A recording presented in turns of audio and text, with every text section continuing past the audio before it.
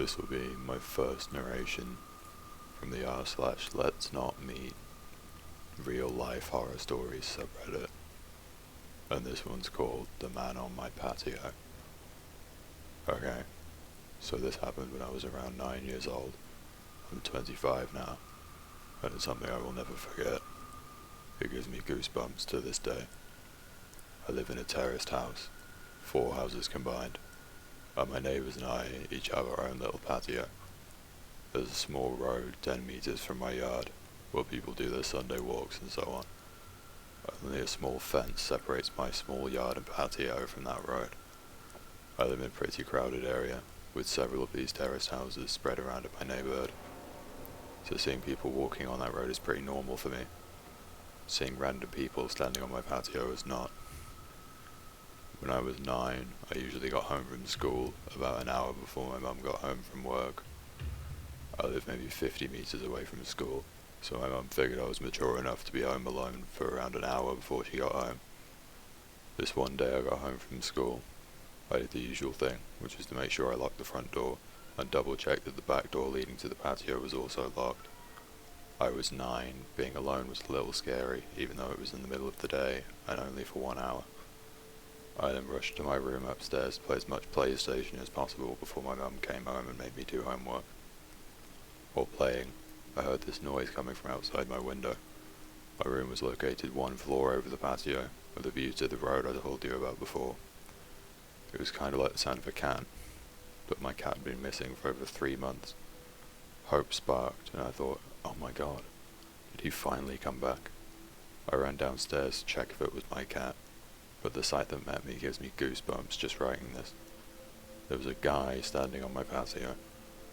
A tall guy, with black hair covering half of his eyes, making him look like a male version of the Ring Woman or something.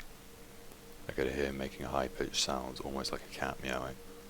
A brown liquid was running down from his mouth, and I could see him spitting out my dad's stomped cigarettes. He was actually eating from the ashtray. I was frozen observing this, eventually snapped out of it, and screamed so loud that the man must have heard it. He didn't react. He kept on eating from the ashtray. I ran upstairs to my room, locked the door, and called my mum, who then called the cops. I've never been more terrified in my life. Laying in bed under my sheets, shivering with fear as I hear these creepy high-pitched noises from the guy eating cigarette stumps from the ashtray on my patio. I kind of blacked out for a moment, because the next thing I remember is the police arriving on the road in my yard. I heard them talking to the guy saying stuff like, "What are you doing? Get over here, or we will come down and arrest you," and so on. He didn't respond. The high-pitched sounds was more frequent and louder. I decided to look through the window, feeling safe now that the cops were there. I could see 2 police officers standing by my fence, 1 man and a woman. I did not see the creepy man, however, because he was standing directly 1 story under me, at my field of view. The police jumped the fence, and I remember hearing the creepy guy screaming louder than anything I've ever heard before. He charged the female police officer with full force, and he fucking knocked her out cold. The male officer then immediately tased the guy, leaving him shaking on the ground, screaming still. The policeman struggled to keep on the ground, while putting handcuffs on him, but eventually made it. After a while, he managed to wake up the female police officer, who seemed to be badly hurt. He called for backup and an ambulance, and then he sees me standing in the window above him.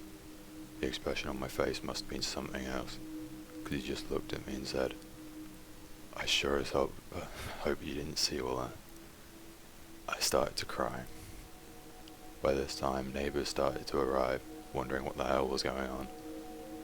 One of my neighbours, an elderly woman, made me come down, and she took care of me until my mum came back home. The police took the creepy guy with them in the car and left.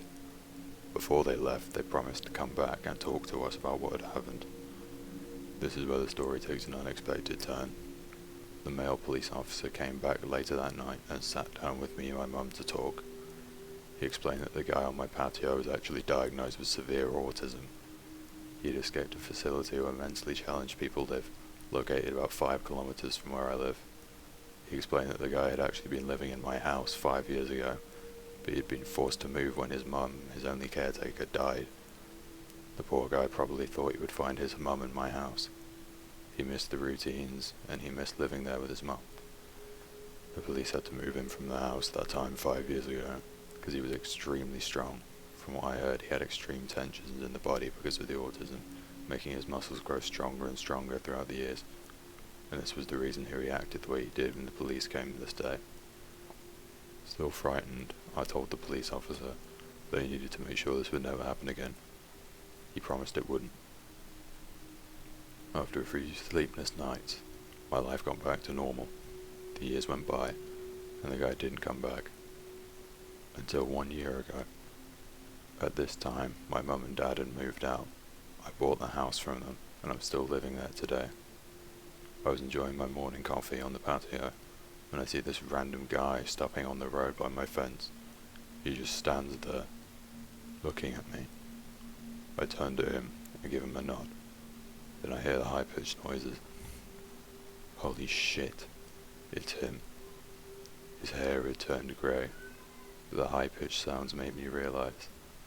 My heart started racing, and I instantly remembered the reason why he was back. I realized that he must have managed to escape again. Because I kept my cool a bit longer than when I was 9, I started to realize how sorry I felt for the guy. 16 years later, and he was back to look for his mom. I decided to carefully ask him if he wanted to come down to the patio. He instantly jumped the fence. I started to think he would knock me out like he did to that police officer. He didn't. He smiled. He looked at me and smiled. I offered him to sit down. He didn't respond. I offered him to come inside. He started laughing. We went inside. His face lit up. Pure joy. He was home.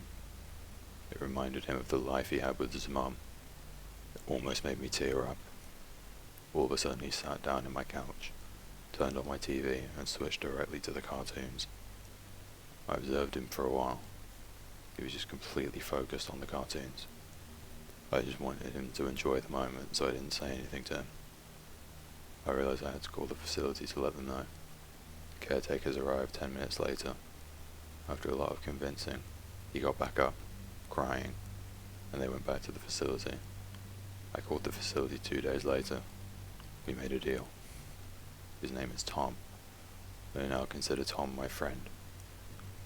Every Sunday from the day he returned, Tom and his caretakers visit me to watch cartoons.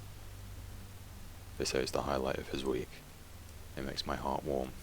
Now, for several years, my thoughts were, let's not meet guy on the patio eating from the ashtray. Now my thoughts are, let's meet every Sunday to watch cartoons, my friend Tom. If you guys enjoyed this video, make sure to let me know, because this was the first in hopefully a series of real life horror stories. If you'd prefer for me to do more of these, then leave a comment, and I'll take that into account, and I might make this into a series. Thank you guys for watching. Have a good day.